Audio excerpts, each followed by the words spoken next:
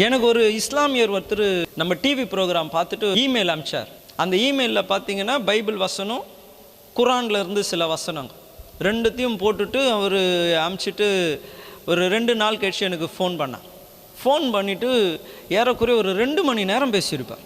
அவர் என்ன சொல்கிறாருன்னா, எந்த இடத்துல இயேசு நான் கடவுள்னு சொன்னார், ஒரு வசனம் காமிங்க சொன்னேன். கடவுளுக்கு ஒரு 5 குணாதிசயங்கள். ஒன்று, சர்வ வல்லமுள்ள தேவன், அவரால் செய்யக்கூடாதது ஒன்றும் இல்லை. இன்னொன்று, கடவுள் எல்லாம் அறிந்தவர். மனுஷனுக்கு எல்லாம் தெரியாது, பிசாசுக்கும் எல்லாம் தெரியாது, கடவுளுக்கு எல்லாம் தெரியும்.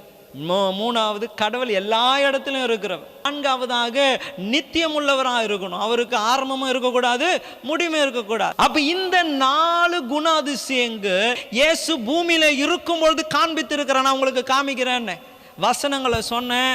அவரால் திரும்பி என்ன பண்ண முடியல, பதிலே சொல்ல முடியல.